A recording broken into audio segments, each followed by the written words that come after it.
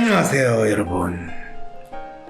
WPI 초급과정 워크샵, 마음을 읽어주고 삶의 문제를 해결해줄 심리상담가로서의 첫걸음이다. 혹시 여러분들 중에서 심리상담에 관심 있으시고 또 심리상담이 무엇인지 알아보고 싶으신 분, 또는 내 마음을 먼저 한번 읽어보고 내가 어떤 마음으로 사는지 알고 싶으신 분, 아니면 심리상담을 확실하게 배워서 내가 심리상담가로 내가 제2의 인생을 만들고 싶다 하시는 분, 모두 주저하지 마시고 WPI 초급과정 워크샵 참여해보세요. 그러면 여러분들 자기 마음을 파악할 수 있는 길이 무엇이며 또 내 삶을 변화시킬 수 있는 새로운 길을 찾으실 수 있으실 겁니다. 내가 어떻게 살아야 될까 고민하시는 분들, 그리고 내가 혼자서는 도저히 그 길을 못 찾겠어요 하시는 분들은 대한민국 대표 심리학자 황상민 박사와 개인 상담을 할 수 있는 길도 있습니다. 이거는 WPI 센터에 직접 연락을 하셔가지고 개인 상담, 비밀스러운 개인 상담 시간 약속을 잡으시면 가능할 겁니다. 그런데 그렇지 않고 황심소에 대면 상담은 못하더라도 황심소에 사연을 보내가지고 제가 가진 안타까움을 좀 해결하고 싶습니다, 저 마음의 아픔, 저 삶의 문제를 해결해 주세요 하시는 분들도 있을 수 있습니다. 그런 분들은 황심소로 사연을 보내주시기 바랍니다. sherlockhwang@gmail.com으로 여러분들의 마음의 아픔, 삶의 문제 보내주시면 됩니다.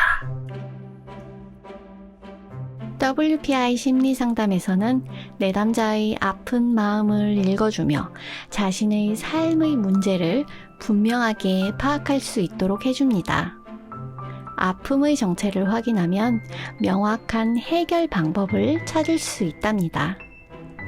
많은 사람들이 마음을 따르라 말하곤 해요. 하지만 대부분의 사람들은 외부의 막연하고 통념적인 믿음이 자신의 마음이라 착각하며 살고 있죠. 마음의 아픔은 이렇듯 통념이나 틀에 막연히 자신의 삶을 끼워 맞출 때 생겨납니다. WPI 심리상담 코칭은 이런 내담자에게 단순히 뻔한 공감, 응원, 위로, 격려를 해주는 차원을 넘어서 당신의 마음이 무엇인지 읽어줍니다. 그리하여 겉으로 드러나는 표면적인 문제가 아닌 실제 문제를 파악하여 당신의 문제와 아픔을 위한 가장 적합한 해법을 제공할 수 있죠. 자, 그럼 오늘의 주인공은 어떤 문제와 아픔을 가지고 있는지 사연 먼저 함께 살펴볼까요? 학생 정서 행동 검사 후 정신과 약을 먹게 된 우리 딸, 어떻게 하면 좋죠? 라고 하는 사연을 보내주셨네요. 안녕하세요, 박사님. 저의 아픈 손가락 고2 딸에 대하여 도움을 청합니다. 사실 아이의 병으로 고민하고 병원을 전전하다 별 차도가 없다 보니 이전에 즐겨 듣던 황심소와 황상민 박사님이 떠올라 이렇게 고민 사연을 보내봅니다. 저희 딸은 2021년 작년 8월에 우울증 진단을 받게 되었습니다. 작년 5월에 학교에서 받은 정서행동 검사에서 기분 문제와 불안 항목에서 높은 점수를 받아 우선 관리군으로 분류되었다는 결과를 통보받았습니다. 그리고 담임 선생님의 전화와 함께 위센터의 상담 선생님과 면담을 하게 되었습니다. 위센터 상담 선생님은 아이의 상태가 좋지 않으니 빨리 정신과 진료를 받을 것을 권유했습니다. 아니, 위센터는 우리가 희망이다 해놓고 왜 정신과 진료를 받을 걸 권유하죠? 위센터는 희망이 아니고 정신과로 보내는 컨베이어 벨트라는 뜻인가요? 내가 원하는 대로 이루어지지 않아 답답하고 괴로울 때 어떻게 할 수 있을까요? 우후죽순 상담센터와 정신과가 생겨났지만 막상 어떤 서비스를 받아야 할지, 내 문제를 믿고 맡길 전문가는 누구인지 혼란스럽기만 하다고요? 위로나 공감을 넘어 개인의 마음을 정확히 읽어주고 삶을 변화시킬 전략도 같이 찾아주는 전문가, 전문 서비스에 대해 알 필요가 있지 않을까요? 이런 상황이라면 차라리 내가 직접 나의 마음을 알아보면서 나의 삶의 문제나 마음의 아픔을 해결할 수 있는 길을 찾고 싶진 않을까요? 나의 문제도 파악하여 해결하고 또 다른 사람의 삶도 변화시키는 데 도움을 줄 수 있다면 현재 나의 삶을 변화시킬 수 있는 새로운 계기가 될 수 있지 않을까요? 여러분의 이런 상상과 기대, WPI 초급 워크숍을 통해 구체화하실 수 있습니다. 삶의 변화는 특정 유형에 끼워 맞추는 것이 아닌 있는 그대로의 내 특성, 내 마음을 읽을 수 있을 때 시작됩니다. 한 사람의 성격과 마음을 정확히 찍어 나타내어 마음의 MRI로 비유되는 WPI 검사는 한국인의 마음에 대한 연구를 통해 개발해낸 성격 및 라이프스타일 진단 방법입니다. 셜록 황이란 닉네임으로 유명한 대한민국 대표 심리학자, 한국인의 심리를 연구한 황상민 박사님의 직강으로 WPI 검사 결과를 해석하는 방법을 통해 자신의 마음을 알고 문제를 스스로 해결하는 능력뿐 아니라 주변 사람들의 마음을 읽어주는 WPI 상담가로 발전할 수 있는 시간. 당신이 상상하는 완전히 새로운 세상. 이제 WPI 초급과정 워크숍에 참여함으로써 여러분의 삶을 바꿀 수 있는 새로운 기회를 찾을 수 있습니다.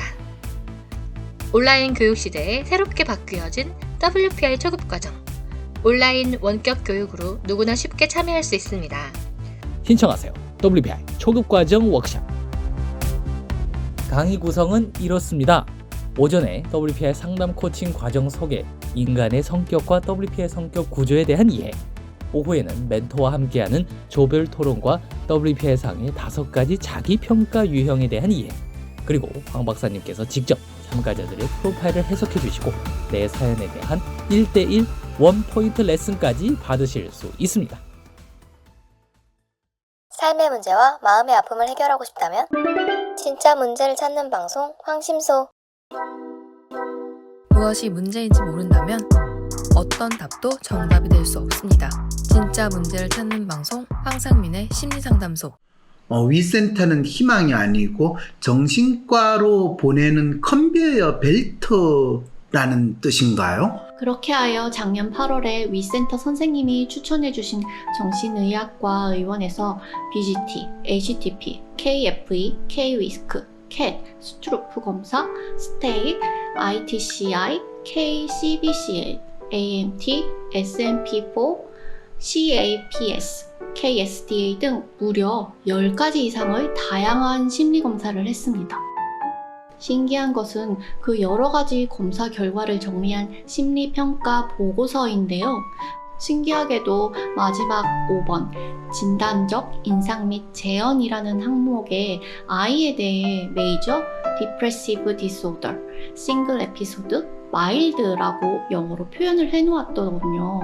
그리고 이 보고서 내용을 의사 선생님이 몇 부분을 읽어주시면서 아이가 우울증이라 했답니다.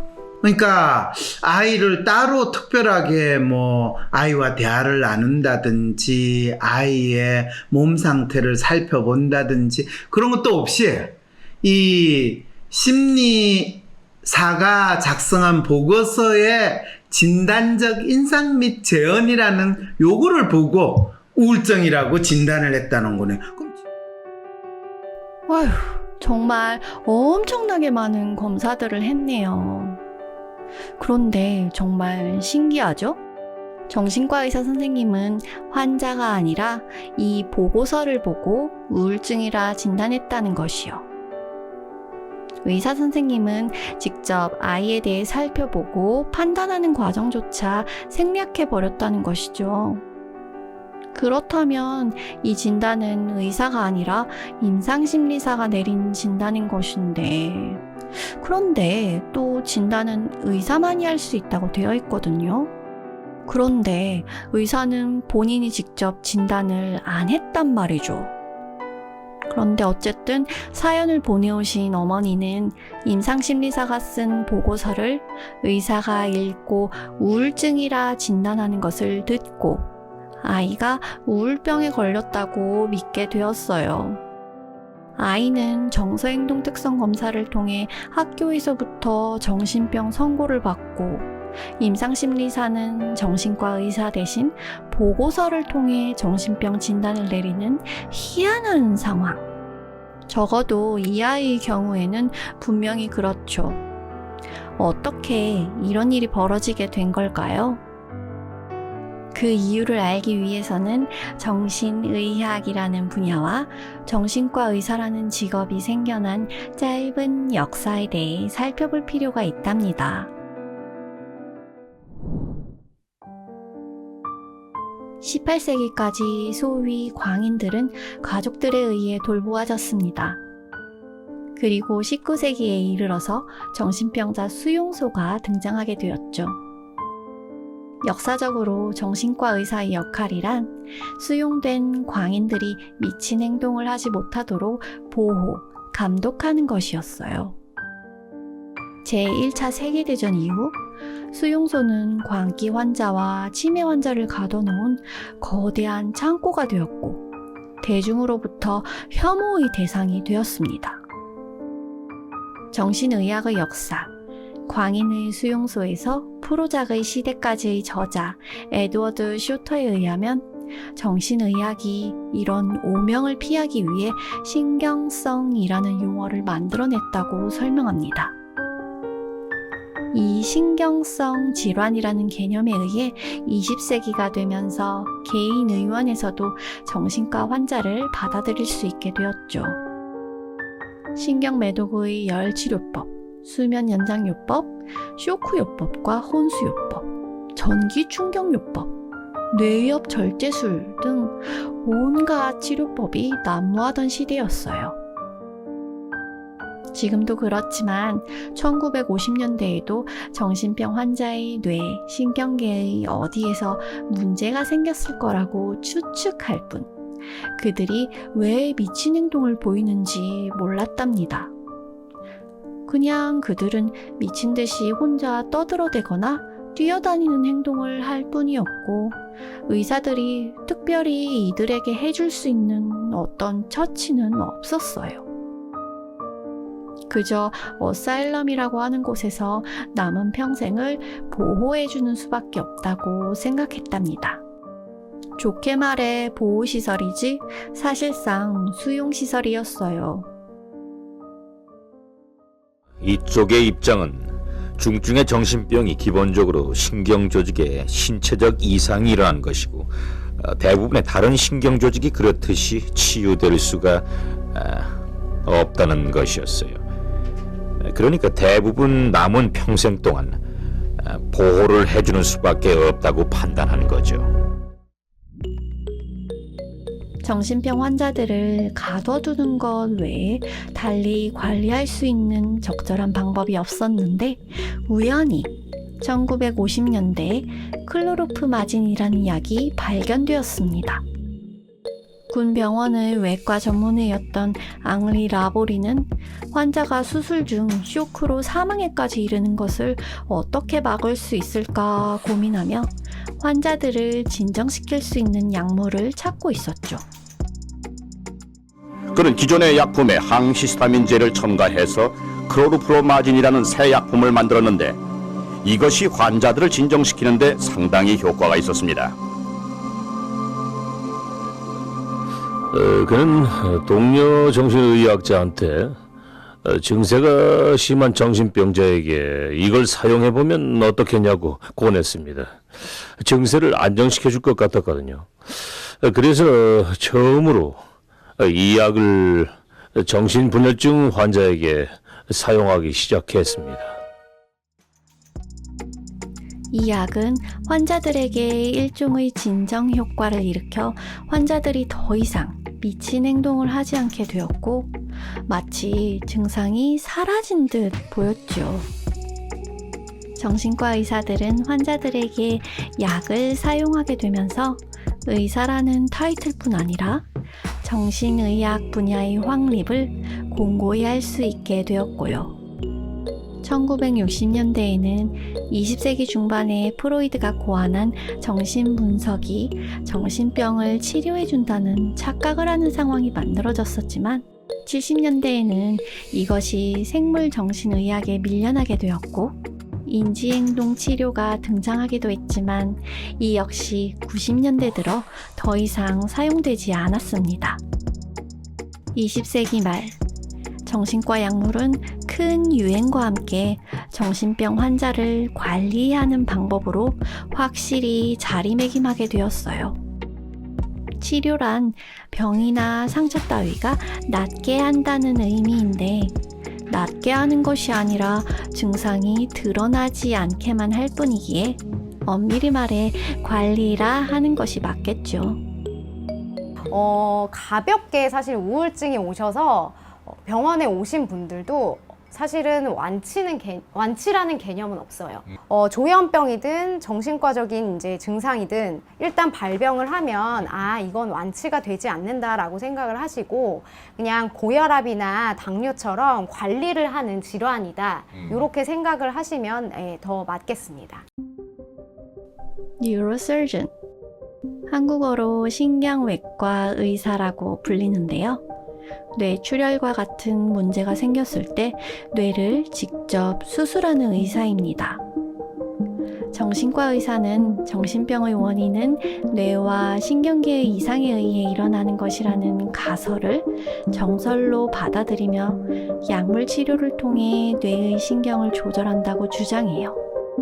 그럼으로써 마치 수술은 하지 않는 신경외과의와 같은 정체성을 표면적으로 내보이고 있지요. 그러니까 옛날에 정신분열병이 네. 지금은 조현병으로 바뀌었다. 네, 맞습니다. 네. 뜻이 뭐예요, 뜻이? 이것은 현악기에 줄을 고르게 해준다는 그런 뜻이고요. 약간 조율이 잘 되지 않아서 그 정신신경계에 그 병이 생긴 것을 이야기를 합니다. 그러니까 사람의 이 정신 기능이 현악기의 여러 가지 줄처럼 잘 화음을 이루고 조율이 돼야 하는데 네, 맞습니다. 그게 잘 안 되는 게 조현병이다. 네, 네. 야, 멋진데요? 정신병 환자를 관리하는 가장 효과적인 방법으로 여겨지게 된 정신과 약물. 무엇보다 놀라운 것은 사연 속 여학생처럼 우울해하는 학생에서부터 수업에 집중하지 못하는 아이, 돌출행동을 하는 아이까지 정서행동 특성 검사 후 위센터를 거쳐 정신과 의사로부터 진단을 받고 많은 아이들이 정신과 약에 의한 관리의 대상이 되어가고 있다는 것이에요. 아이가 우울증이라는 병을 앓고 있다는 것은 영어 명칭 이외에 전체 보고서에는 특별한 언급을 찾을 수 없었다는 것입니다. 하지만 의사 선생님이 우울증이라 하니 그 병에 대한 약을 처방받았죠. 처음 처방받은 약은 폭세틴과 아빌리파이였습니다. 이 약을 먹게 되자 딸아이는 자꾸 입이 마르고 소화불량, 설사 증상, 불안, 초조감의 증상이 더 생겼습니다. 그래서 지금은 렉사프로, 리스펜정으로 변경하여 복용하고 있습니다. 그런데 약을 먹으면 좋아질지 알았던 딸아이의 충동성이나 친구 관계의 어려움, 자해, 환청, 환시 등의 문제가 해소가 안 되었습니다.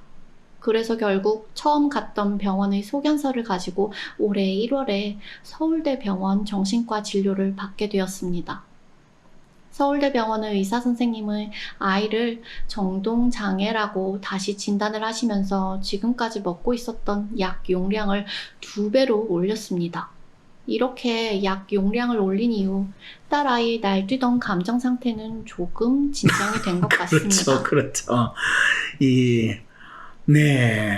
하지만 이렇게 증가된 약이 표면적인 병증만 드러나지 않게 만들고 있는 것은 아닌지, 아이가 가진 문제의 근본적인 치료는 되고 있는지 항상 불안합니다. 그렇죠. 이 어머니는 질문을 하기는 했네요. 실제로 약이라는 게 아이의 날뛰는 감정 상태를 억누르고 진정시키는 진정제 역할을 한 거지. 네, 정신과 약은 신체의 활동 수준을 떨어뜨려 마치 진정제와 같은 역할을 한답니다. 그렇기에 많은 사람들이 정신과 약을 복용하고 나면 멍해진다고 말하죠. 무엇보다도 정신과 약이 아이가 겪고 있는 마음의 아픔, 생활의 문제를 개선해주는 일은 결코 없답니다.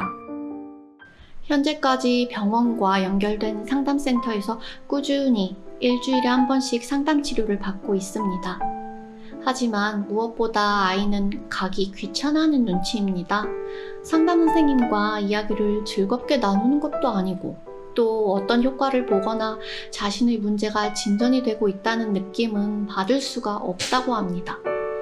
그렇게 하여 고민을 하다 이렇게 황심소의 문을 두드려 봅니다.